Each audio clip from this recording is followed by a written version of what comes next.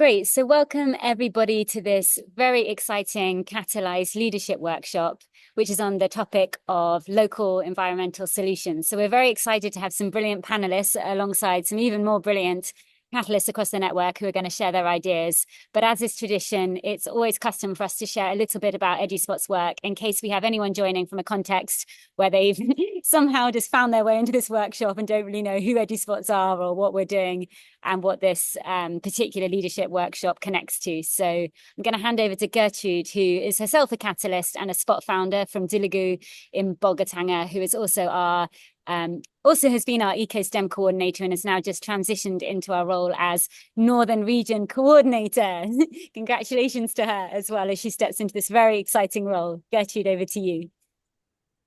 Thank you very much, Kat. Can you confirm you can hear me loud and clear? Loud and very clear. Wonderful. Good evening, everyone. My name is Gertrude. Thank you so much for the kind introduction. Yes, so EduSpots, we are a UK-Ghana charity with a focus on building a world where communities are able to come together and create the change that they want to do. In terms of how we achieve that, we have a lot of support or training that we offer. And I think one of the key things that we do is we have what we call learner strands. And this learner strands came about by us consulting communities in terms of what they felt were their key priorities. And then these were grouped into 5 different learner strands. So we have EcoSTEM, which we are highlighting in a way today through this initiative, and that has to do with ensuring that communities have hands-on experience in STEM. And we have the EduLit, which is now DigiLit, and that one is more focused on the primary school to junior high school level in terms of literacy and reading. And we are now blending it more with digital tools and skills. And then we also have Ignite Equity, which basically is about empowering both the girls and the women, but more importantly, also equipping them with the skills that can help them to be able to thrive wherever they find themselves. And then we also have our sport lead strand, which is like the heart of EduSpots, because that has to do with operation. And we believe that these educational spaces that we have all across Africa, we have about 50 of them currently. The key thing is making sure that they are safe spaces, they are well equipped and they are well maintained, so that all these learner strands that I have highlighted can run very smoothly. And beyond that, we also have special programs, I would call them, which we give to specific groups. So one of them is Cleared or Catalyse, which is targeted on our catalysts that are very proactive and want to take the extra step in even contributing more to their community. And we also have Ignite Conference, which is coming up very soon. And this usually focuses on, revamping the whole network, making sure that people's energies are refilled, and also a way of ushering new volunteers into our network. So not to go on and on, we have a lot in store. You can check out our website, www.eduspot.org. And currently, we also have our EduChamps community, which is for anybody who wants to support our work in any way, but we are not particularly stationed in any of our educational spaces or spots. So thank you very much. And I hope this gives you a glimpse of what we do. Great. Thanks, Gertrude. Beautifully summarized. So where this fits in with our work is this Catalyse Leadership Workshop is a core part of our Catalyse Leadership Program and Spot Lead work that aims to provide catalysts with a space for collaborative learning and bringing in expertise from guest speakers who we inject their passion, knowledge, and understanding into our network in different ways with the aim of improving all the engagement across the spots and their impact. So of course, we couldn't have a spot lead program or a Catalyse leadership program without a key session on environmental impact and environmental strategies, as we all know that without thinking about the environment and living and coexisting with the environment, that we won't be able to produce any of the impact we want or sustain that impact. So this is part of a series of talks that's open to the public, as well as our Catalyse leadership participants in the whole network. And just to give some brief context, so each month we launch a leadership challenge called a Spot Lead Challenge, which is a practical team-based challenge for the Catalyst. As we didn't want it just to be learners who are engaging in challenges, we know that we all have to be learning and we all have to be growing in different ways. And so we've set for this month a Green Spot Innovation Challenge. And this month it comes with a prize of 5,000 cities, not just to be spent on CHOP, but to be spent on further scaling the reach and impact of the environmental solution that you come up with. So we'll be giving a first prize, a second prize, and a third prize, with that seed funding to be used to further expand the work you've already shown throughout the month. And our judges are our very own Amy, Chibeze, and Akwasi, who I'll let introduce themselves shortly. But in brief, you are basically going to reflect on your challenges locally. You're going to devise a solution. You're going to trial that solution. And then you're going to present your solution to your regional coordinators. And then there's going to be a thorough and fair marking process. We've got the criteria for the success on the right here, ahead of going to a final 5 judging session. Yes, it is like America's Got Talent, or I don't know the Ghanaian equivalent, but it's going to be seriously, I feel the competitive spirit already in the air for this challenge. So these are your judges, so you're getting to know them and what the kind of things they're looking for tonight, as well as us getting to tap into their insight. So it's time to introduce our amazing panelists. And after leading a few talks where I spend some time probably inaccurately or less empoweringly getting the speakers introduced by me, I think it's much better if I actually ask each of you to introduce a little bit about your work, as you really understand what you're doing best and where your experience and skills and passions lie. So I'm going to start with Akwasi. Tell us a little bit about your journey into environmental action. Thank you for the great intro, Kat, and I'm really excited to be here as a part of this whole Catalyst program.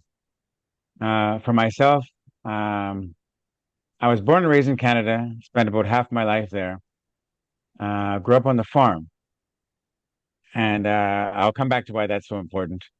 Did my studies in architecture, moved to Ghana in 2003.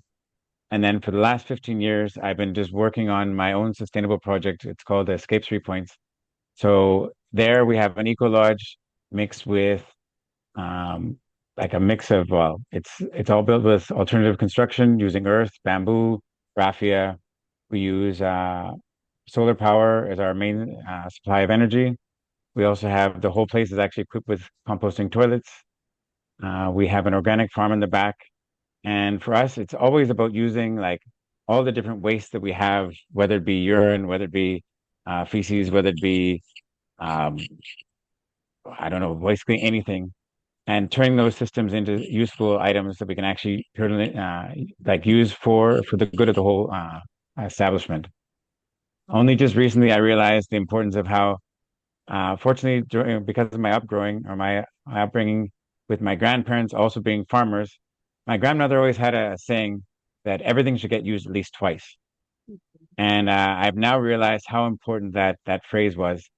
And definitely when it comes to anything sustainable or anything environmental, really it's instead of going into like the kind of throwaway cultures and these kind of things we have going on, if really our focus and our attentions are on this kind of use of all the resources we have at hand, I think that we can find a lot of different solutions.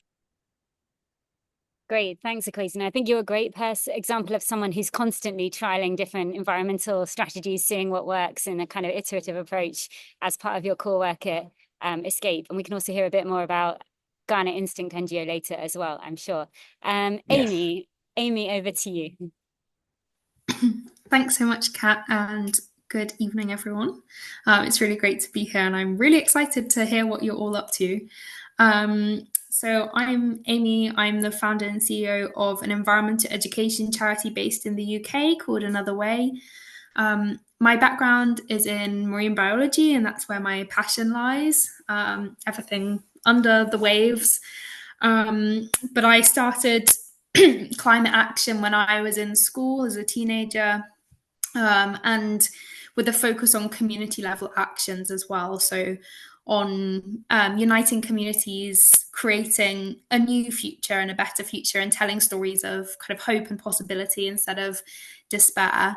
And So I've been going into schools in the UK for the last 6 years now, running workshops on loads of different environmental topics, and done lots of other projects like tree planting and set up zero waste shops, empowered people to make personal choices that are kinder to the planet.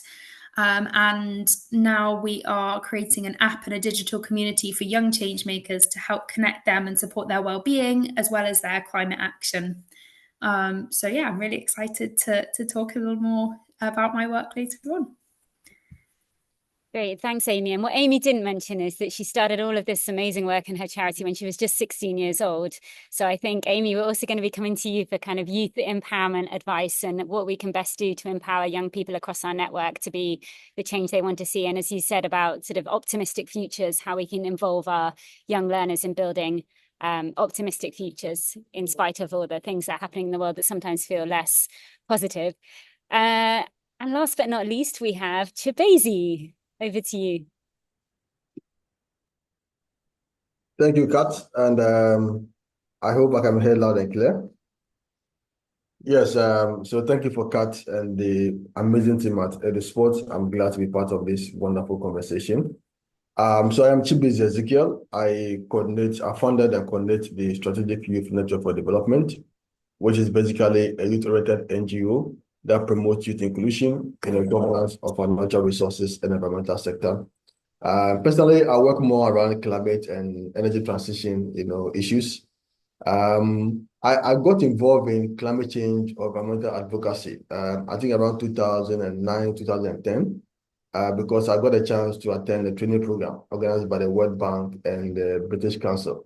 So that was the first time I got introduced to the concept of climate change. And since then, I've been working around climate change and other environmental actions. So my desire basically is to ensure that young people have their voices and they are also contributing actively or meaningfully in how we govern, our environmental sector. So basically, that is all I do, at S1D. Thank you. Great, thanks, Chibeze. And it's great to already see the connections starting to develop between different aspects of your work in terms of empowering young people, in Amy's case, via an app, and via going into schools, in your case, by building a youth network. And I'm sure Crazy has empowered lots of young people along the way through his engagement at Escape Eco Lodge. So the first question I wanted to dive into was just a sense of your own context. And I think it's great that we have different contexts here, including international context in the UK, as I think it's important that in environmental action that we know that all of our actions in the environment as a whole is interconnected. So I always think it's great to bring the international perspective in. So I'm going to go to you first this time, Chibeze. What do you see as the most pressing environmental challenges in your immediate community? Thanks, Amy. I'm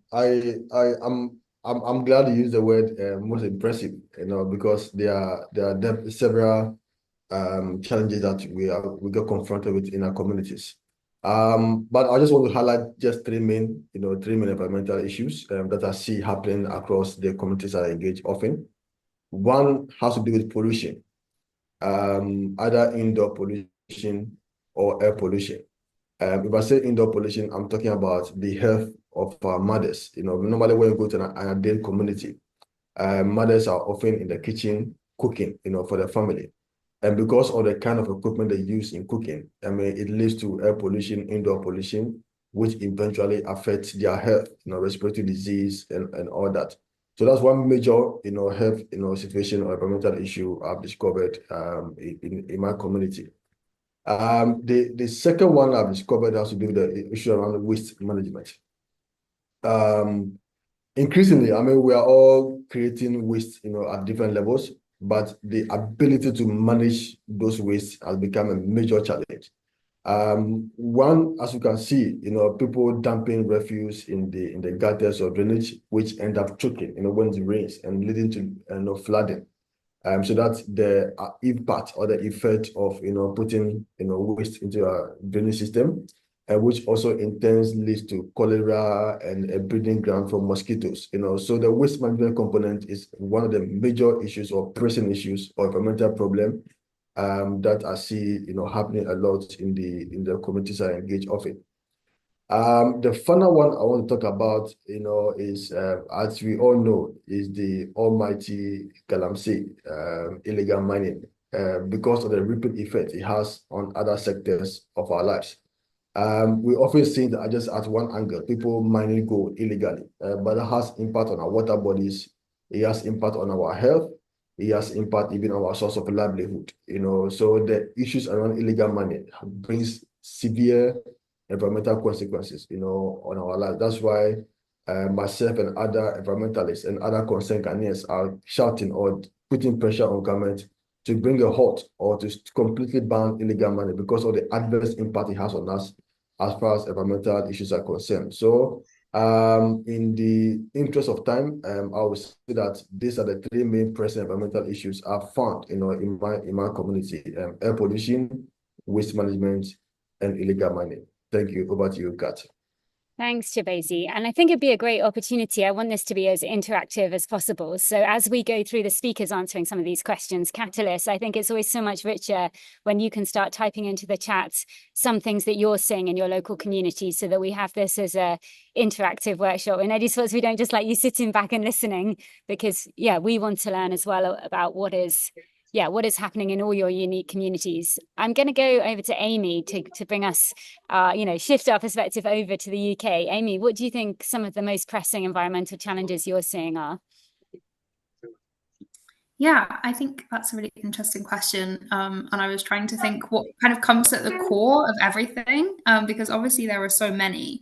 But I would say that here in the UK, it's overconsumption of a lot of things, whether it's plastic, whether it's energy, whether it's food, whether it's clothes and fast fashion. I think there's this culture that has stemmed from a divorce from nature, really. And people in the UK generally, especially those who live in urban areas and don't have the access to nature, we don't have that connection to nature that we all used to have, and that is so important for our well-being, but also to help us live more harmoniously with nature. And that's caused so many issues, but I would say that that's then really at the root of why humans in the UK are now consuming way more than the planet can sustain. And if everyone lived like a typical person in the UK, we would need 3.5 Earths to sustain us, which is crazy. And it's really unfair and unjust, because at the end of the day, people are consuming more than their fair share, with consequences for other people.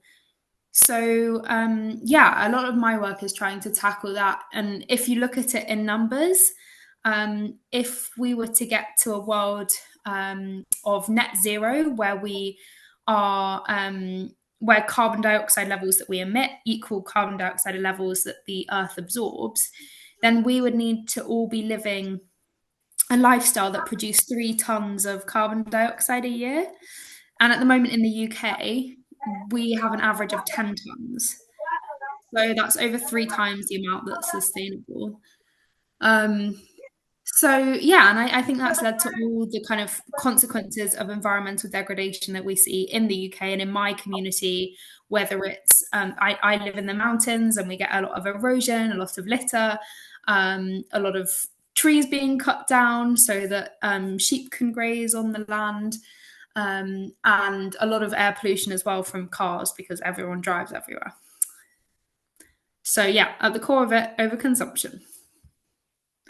Thanks, Amy. And I know that your work does a lot to try and change this through education, and we're going to come to some of the solutions in a minute.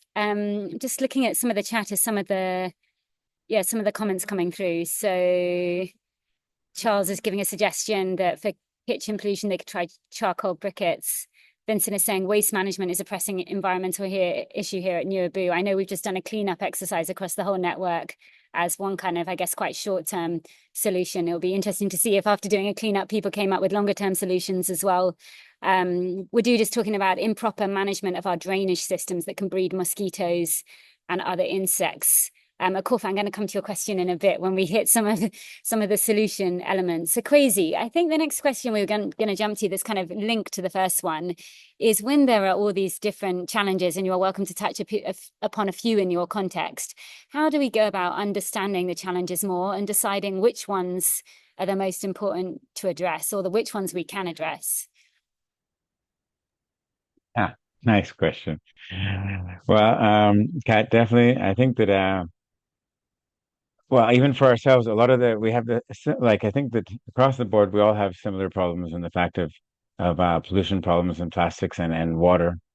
How do we address that? I think part of the whole thing is about also bringing it down to a level where we understand that every small amount that we actually do actually does make a change. Because of course, when we look at these problems, I mean, they're very large problems in the whole scheme of things in the world. And many times we can feel like we're very helpless.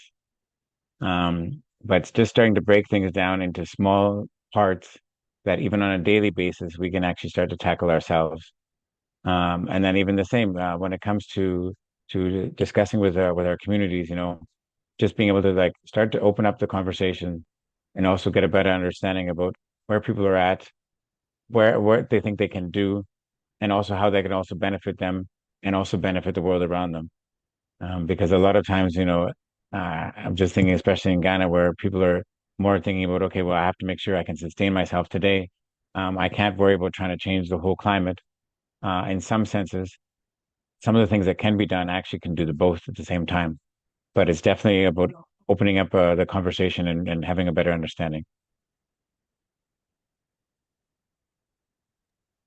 Great. And I guess some people, when they hear the whole concept of environmental sustainability or environmental problems, they sometimes cut the humans out of the equation, right? And they just think that they're over there somewhere in the earth and the environment. But as you said, Ekwezi, and immediately how you started to talk about behavior change and having conversations and opening up space for discussion, that so many of the challenges we've talked about are all caused by humans or relate to humans in different ways.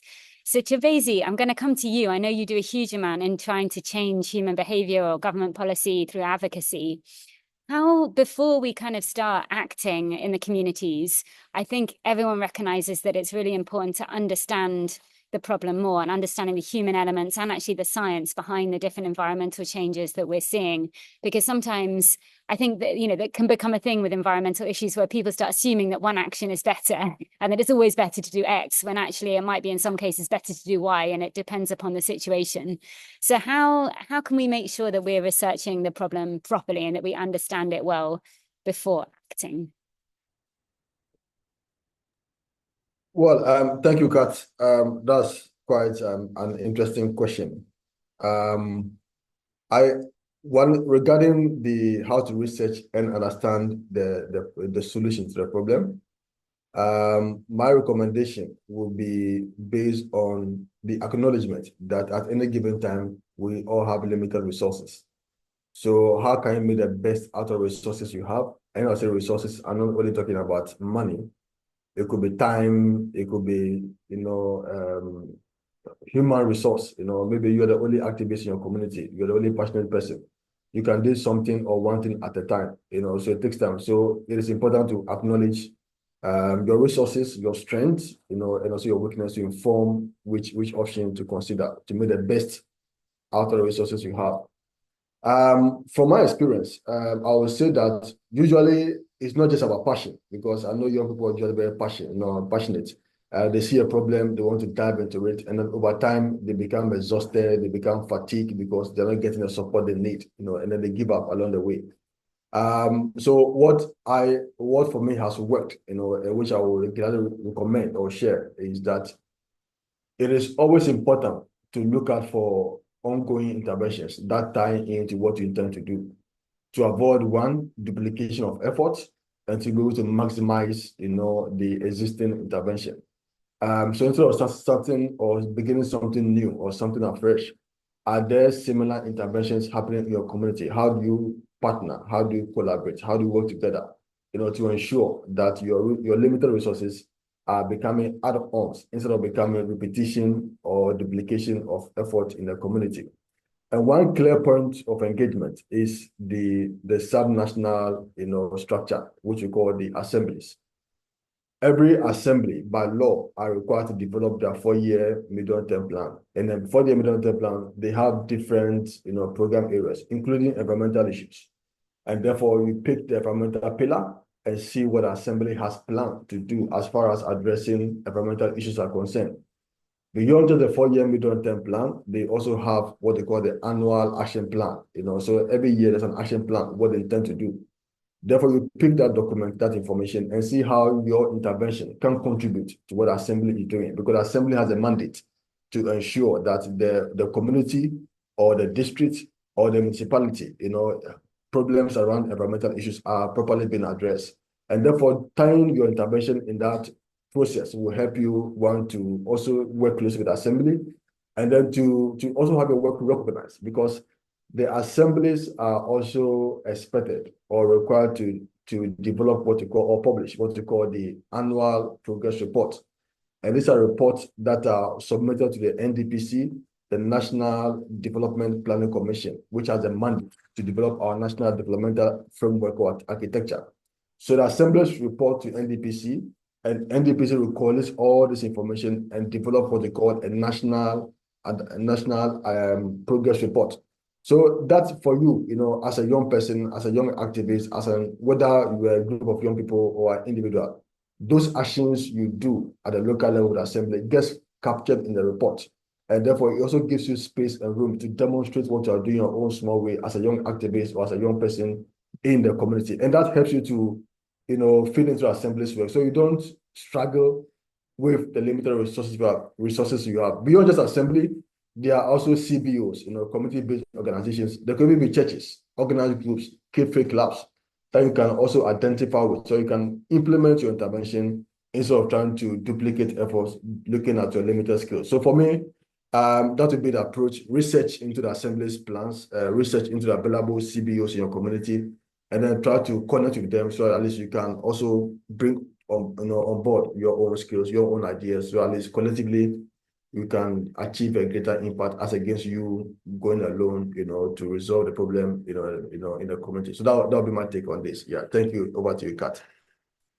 Amazing. I think we need to update our resources on the different stages, and that we actually missed this key community engagement opportunity off, I guess, perhaps because maybe we weren't, with a lot of things we do think about engaging community systems and structures, and maybe in some cases people are less aware of which environmental groups might be working as they might be for other groups. I'm not sure. Keen to know what other catalysts think about that, whether you know of local NGOs working on environmental issues in your area, whether you have engaged the district assembly on environmental strategies that they have and what their environmental 4-year plan is, or whether you have more focused on education as a sort of standalone engagement point.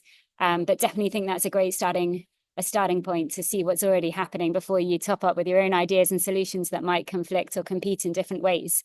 Akwasi, I'm gonna come to you, just following on in terms of kind of the actual sort of spot. I know you've done a lot of things at Escape Eco Lodge in terms of the actual structures, in terms of the actual kind of way in which the lodge operates as its own system that's maybe thinking less community-wide and that kind of wider reach of change.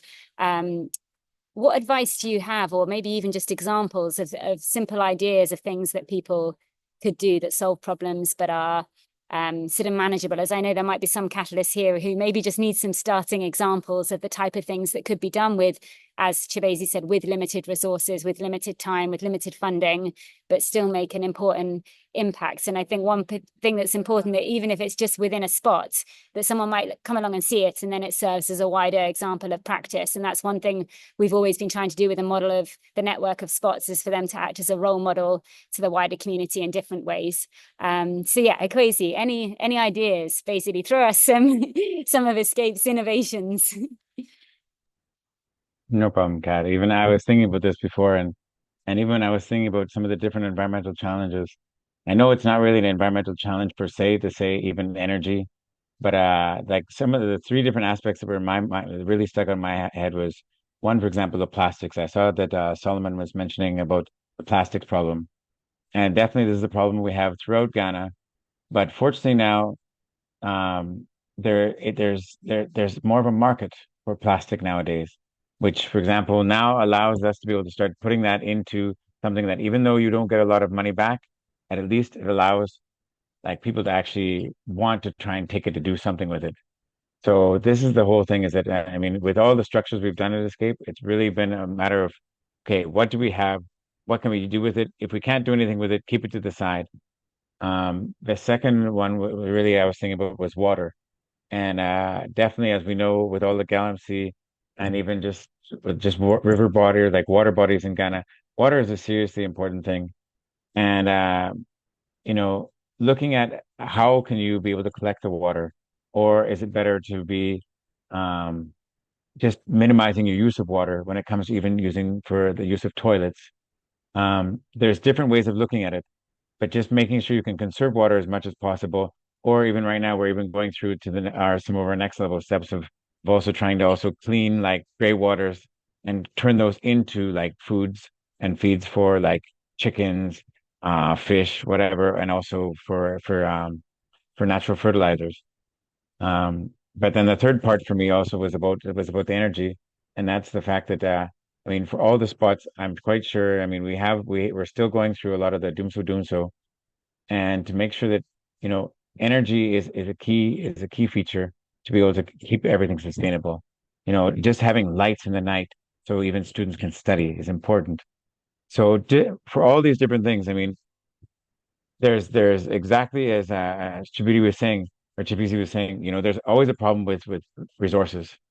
So for me, I think that for each spot, really, it's a matter of really looking at the spot, collecting the community from that spot, and looking at, okay, which of these things are the most important things for us at this moment, and then starting to regroup a bit about it and say, okay, what can we do about it? Like, what is within our realm? Like, if, like, say, for example, it's in the 5,000 Ghana cedi range, or what kind of actions can we take that are small steps that can start to move in that direction, even if it doesn't complete the whole problem. I mean, for me, it's really the last 15 years of what we built has been a continuous, like just step by step, step by step. I mean, even when we were building solar, we started with, one panel and one car battery. But this is the thing, is that no matter what you're doing, as long as you're making some sort of small motions, um, definitely there's you'll be able to find other ways and means to find the help. And as Chibizi was saying, that definitely that, if you're starting to make some sort of a move or an impact in your community, you never know how that might be able to bridge a gap with something that they're already starting to work on at the same time. That could also push your project to the next level. So this is, yeah,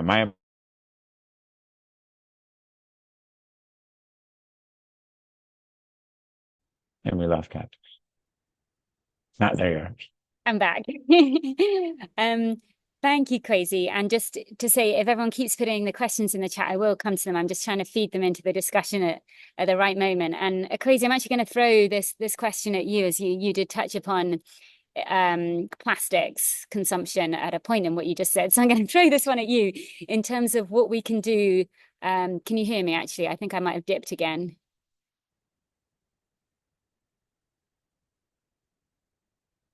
I'm hoping I'm coming back. Sorry, everyone. I think you can hear me now.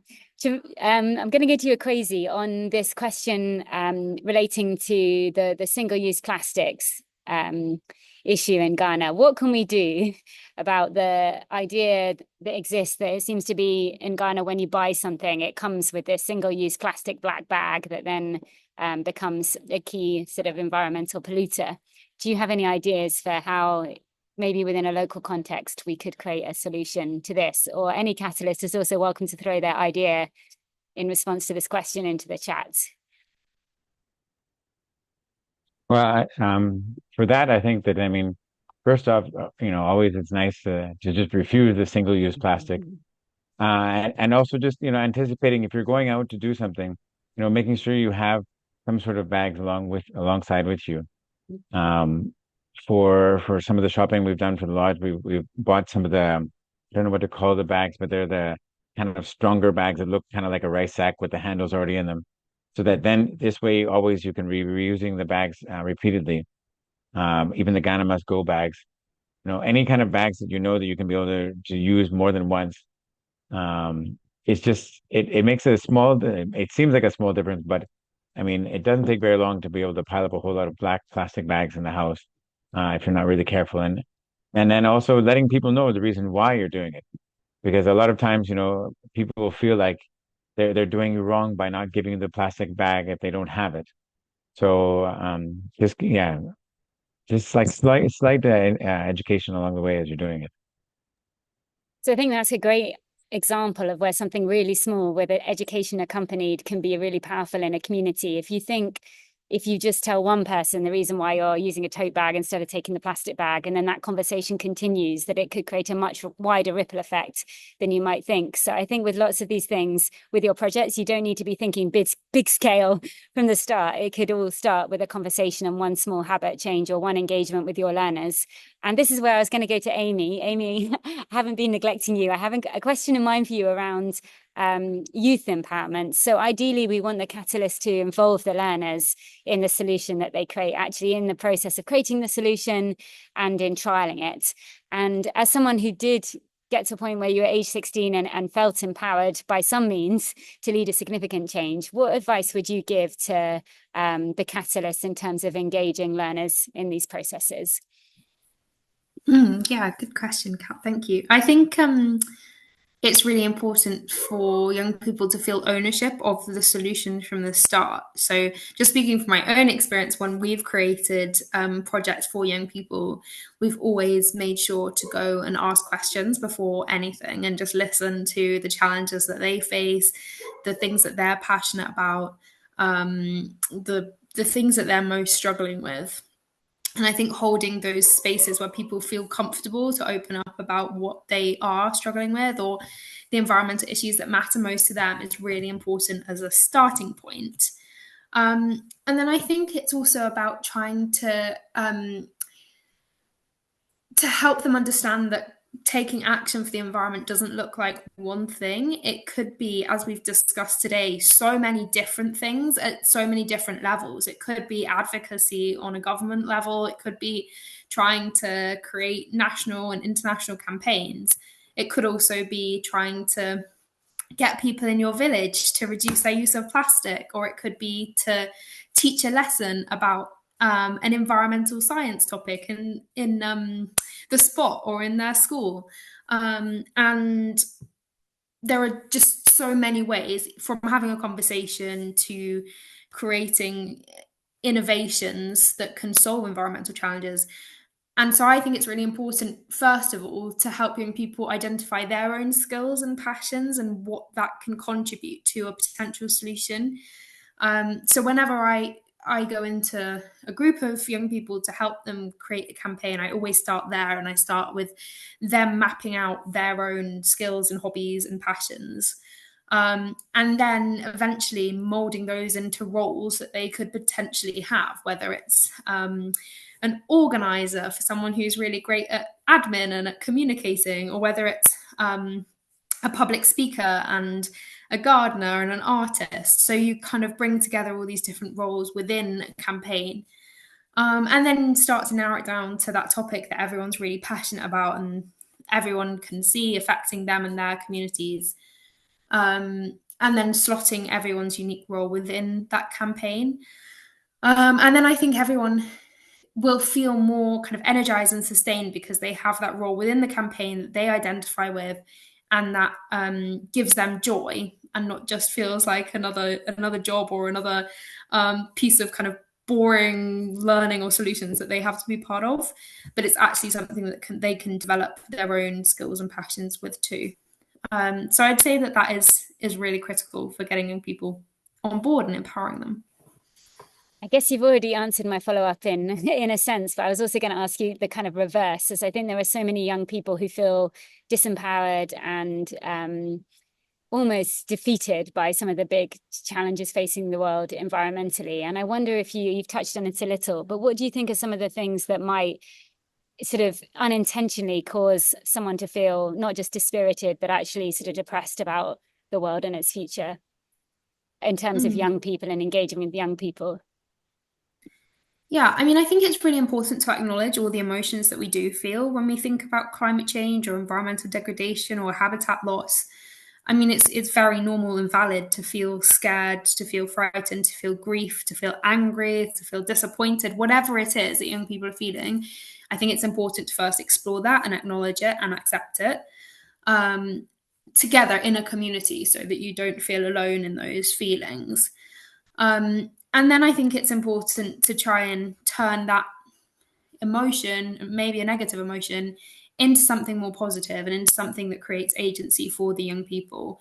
And for me, that is usually in the form of finding something to fight for and finding a solution within your community to act on, whether it's a campaign, whether it's trying to make personal choices, or having more conversations, or joining an organization and volunteering.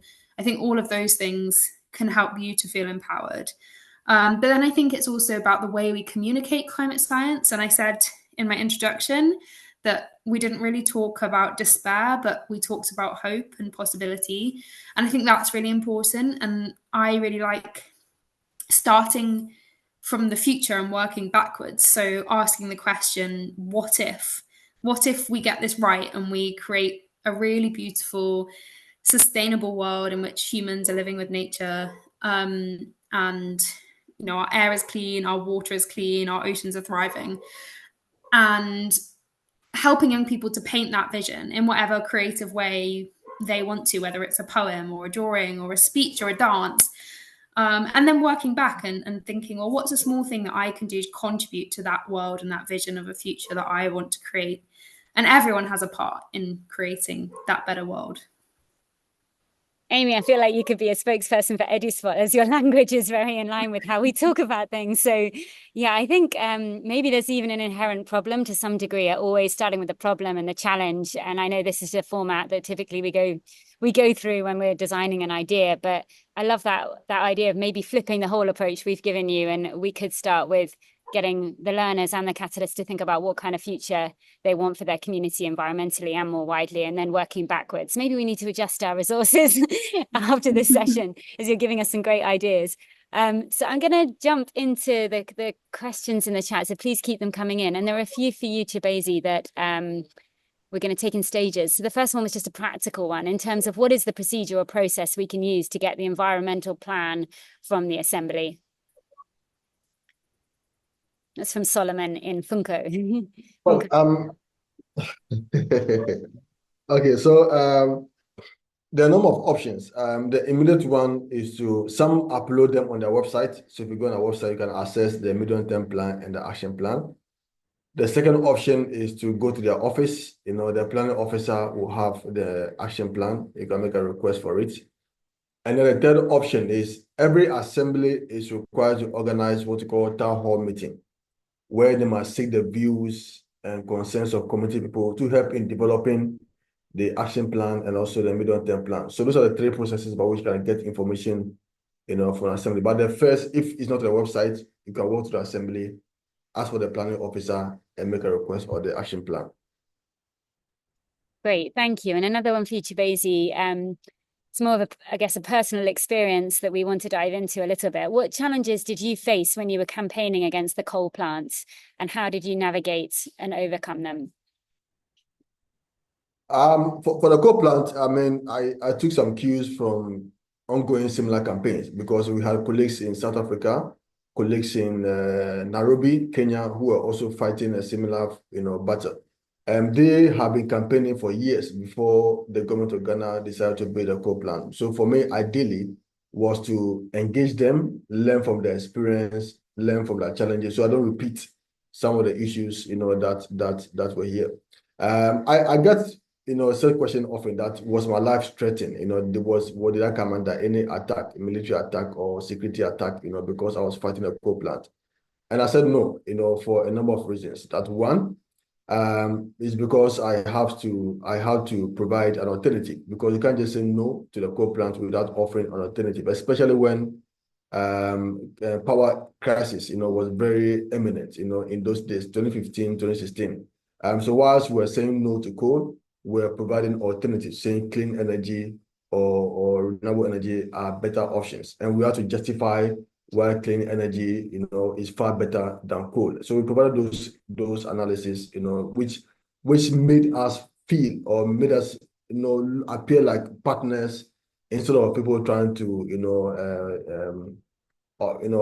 deny government from getting power. So for me, it's approach that we adopted. So we're more responsive instead of becoming more reactive and taking a knee-jerk approach. We provide solutions, ideas, that will even help government if they go the way of clean energy as again the way of coal.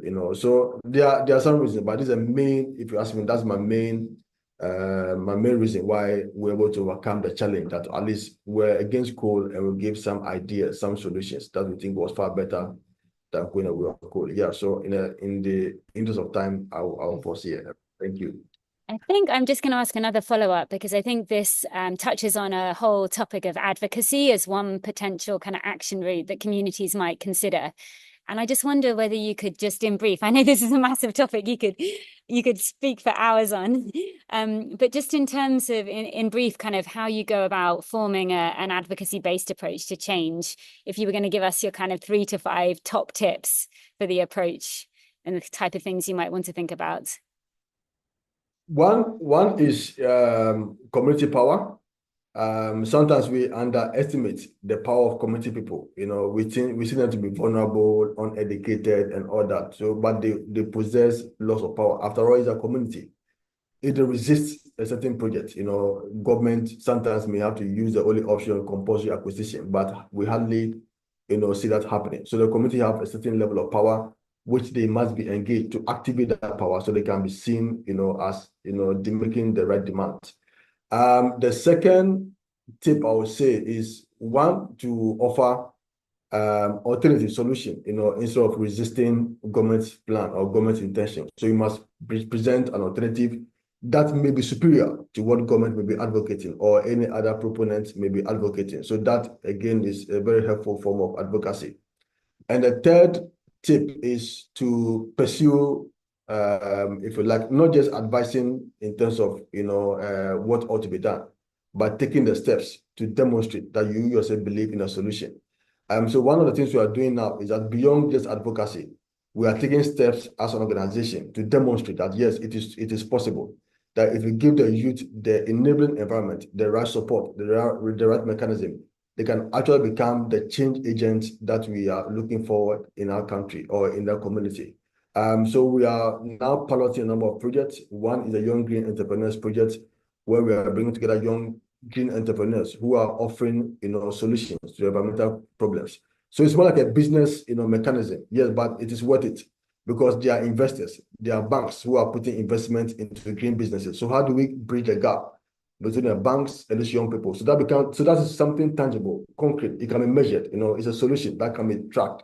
So that is one strong, effort we are putting in there. The second one we are doing is about the youth and farmers in agroecology. We talk about farming all the time. How can we make farming exciting, interesting, so the youth can embrace farming, going the way of digital, and not just the analog way of farming. So that is a component we are also activating to show that these are steps we are taking, not just putting pressure on government, but that in our own small way, we are showcasing or demonstrating our own solution, and therefore through some little support, we can upscale and become the owners or the solution that we are preaching. So for me, those are the 3 main things, or tips I will share, as far as, as a way to governance, community people, and to push the solution we all desire. Thank you. Amazing. I love that. The advocacy can't just be about talking, because you need to have some evidence behind what you're doing to say that what you're doing is right or manageable or workable. And I think that fits so wonderfully within this kind of Spot Lead challenge for the month, is that we're asking you to trial your idea. So you could have some advocacy or educational element to what you're doing, but then you've got to show in some way, I guess, how it works in practice in some small scale. And then we're not a bank, but we are able to offer some seed funding to the top 3 finalists to scale up your idea. Although the hope is, if you have a great idea, that you'll be able to find your own ways to raise income or resources, local resources, to expand your idea further. Maybe Chibeze can put you in touch with some banks who might be willing to invest in your projects, and we can be taking this to a whole nother level. I've got a few other questions. Akwasi, so in terms of involving people in the local community in environmental causes, I know you've done this quite a bit. Other than the kind of approaching the local assembly with their sort of official responsibility in this area, what other groups might be able to approach, whether it's kind of formal groups, informal groups? How can we get the community involved? This is from Gertrude, our EcoSTEM coordinator.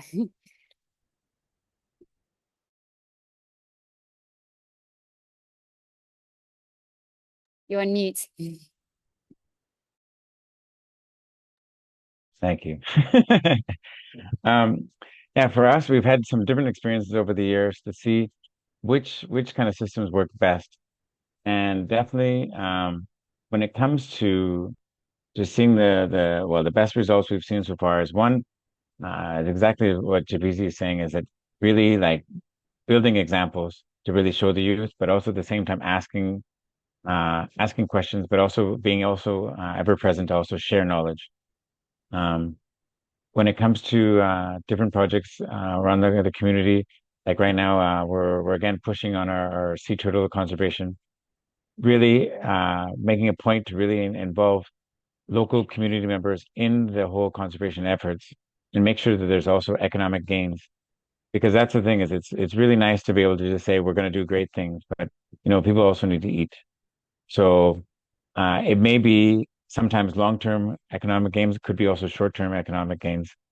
So as a community group looking at it and trying to see, okay, well, what's going to work, and especially with the youth, that I found many times when it comes to the rural communities, we have groups of youth that almost kind of feel like they're forgotten.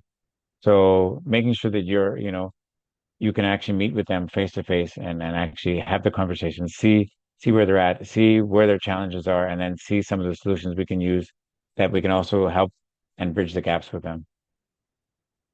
And just how do you go about, just in really practical terms, identifying groups of young people or community members to get involved? For us, typically it's the youth that kind of they just kind of show up on our doorstep. They're curious about what we're doing. As they're around, you just give them a chance to also be around, and then also from time to time also engaging in conversation to say, okay, what are your goals? Like what would you like to do? What are your challenges? And just making sure that they know that they're in a safe space where they can share. Because a lot of times, in the culture that we're in, many times as a youth, you're there to just kind of support all the elders. So it's difficult. You don't really have your space or your voice. So this way, like really letting people know that, their voices are as important too. Sorry, just a brief interruption there. Yeah, and that's definitely, again, kind of at the core of the concept of a spot. The spot is not, as you know, crazy. You already know quite a lot about EduSpots, but the idea is kind of creating that sort of metaphorical space for people to come together and share ideas. But you need to do so much proactive listening and engagement to get people to get to a point where they feel able to discuss something with you. There are quite a few references to waste management in the chat, and that this is a particularly bad problem. I don't know, Vincent, in terms of what type of waste you're talking about, but in Yamfo Spot, they're talking about sanitation and hygiene challenges. They have a school toilet facility which is in a deplorable condition. Can we present it as our challenge? I think definitely we can present it as a challenge. Akwasi, you know quite a lot about sanitation and waste and toilets. Just any thoughts here? Ideas you could throw their way without telling them what to do. I think that again, so as what Chibeze was saying before, like really look at the resources you have at hand. I mean, you have some sort of a toilet facility right now. Definitely, if it's in a bit of a state, and the question is that okay, which parts can you actually still use? Which parts need to change? What will make it also be more user friendly? Because when it comes to the toilet waste, there's different options of what you can do to be able to reuse those let me say resources, or also different ways of also cleaning things. So really, the first things first is see exactly what do you have, because that will help to lead you in which direction to go. Because if you're with a clean slate, it's easy to say, okay, you can just do this or you can do that. But especially if you can really maximize what you already have, it means that if you're able to also like be one of the winners, you can really use those funds to really maximize and really complete the project.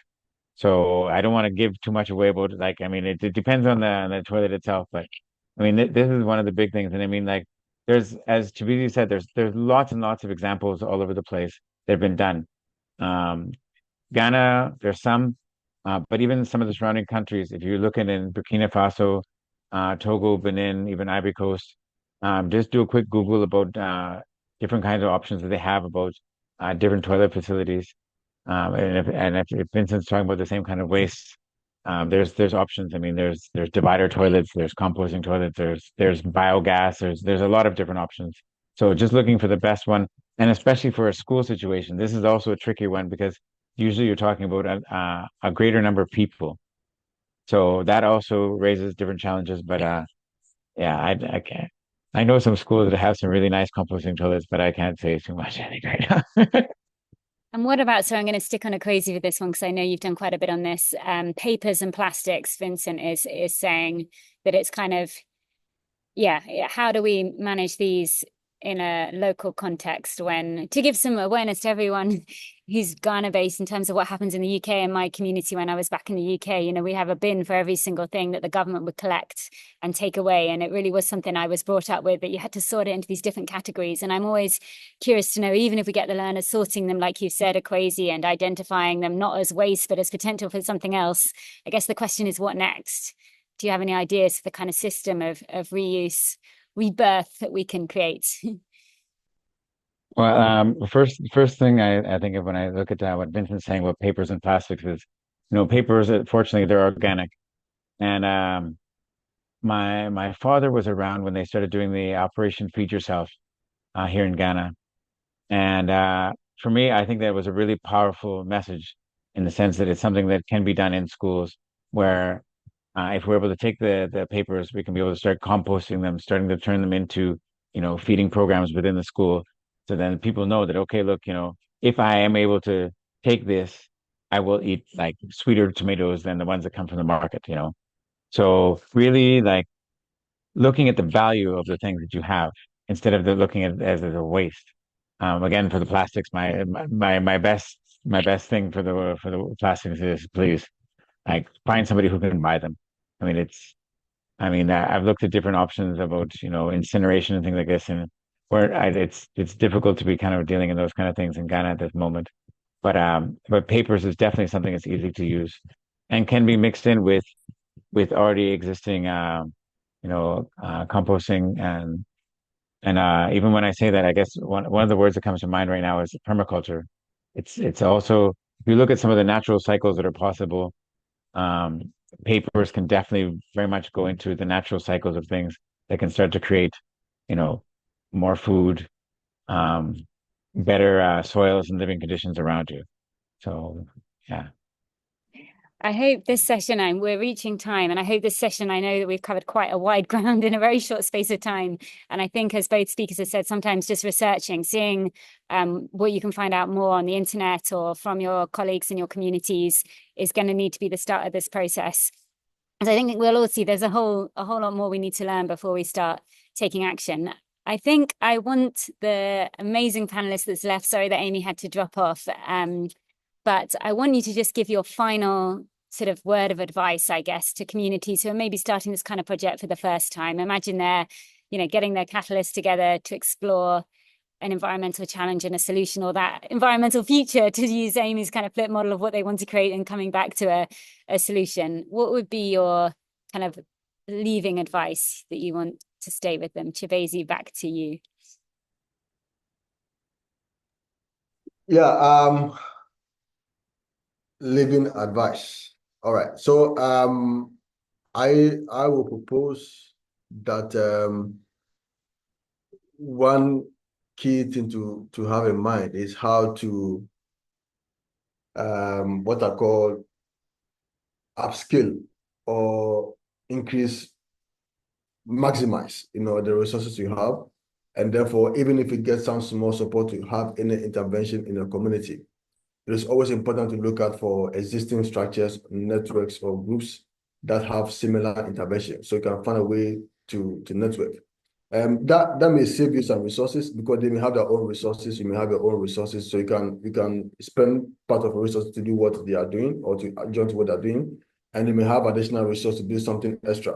So it's all about collaboration, trying to work hand in hand, and then maximize the available resources you have. Sometimes we take for granted, the resources we have. People spend money to buy data, go online and spend time watching unnecessary videos that do not add value to them, videos that do not bring, solution to their issues. So if you buy data, you can go online to read about other success stories that you can replicate in a community, and even use that platform to share the small things you are doing. So other partners may identify you and find a way to connect with you. So it's about how well you maximize your resources. You can even identify a radio, a community radio. So you go to a community radio, share what you are doing. At least the radio may partner with you.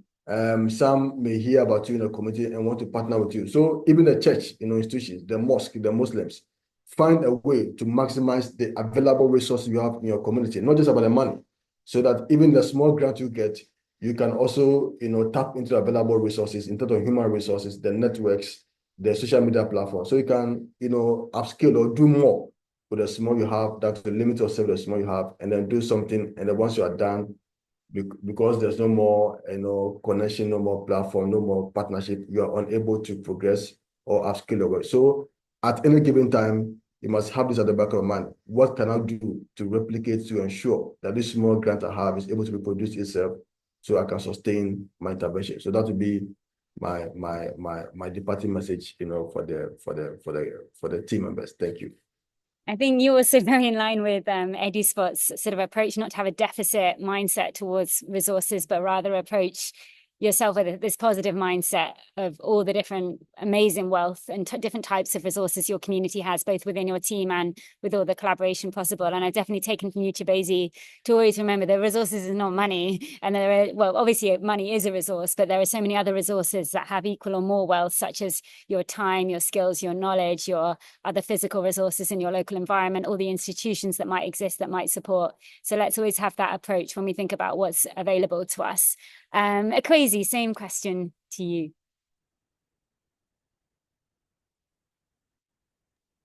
Well, first I want to say thank you, Chibeze, because I'm very much with you in the sense that, there's no point in trying to do any of this alone. And the collaboration, I think, needs to come from so many different levels. For myself, I'm just thinking about when they're looking at this whole solutions for each spot. First things first, before you decide that you already have the answers, take time and ask a lot of questions. Have other people around you to be able to start discussing and throwing out different ideas of, okay, what are the problems? Okay, and then the same, what are the resources we have at hand? Gather as much information as you can before you assume you already have the answer. This will help you, for example, to give you an idea that's going to be a lot more sustainable in the long term. And it'll also you'll have a better collaboration with different people. Because in the end, if you're the only one who has the strength to push this thing through, it will be difficult. But if you can come together as a group in the moments where it's difficult, the other people who've also been a part of this whole process from the beginning will also help give you the strength to make sure that this thing will see to the end. So, and then yes, it's possible for scaling up, and also, it will do the best for everybody on the long term. So I think that I'm very much, it's all collaboration.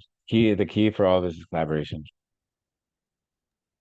Great. And I'm hoping as well that all the different spots are going to share their ideas as they start developing them. Don't worry about the competitive element. It's friendly competition in EduSpots. So if you want to share your evolving work, feel free to, although there has been some questions about marking and competition in the past where people have been the less friendly side of competition.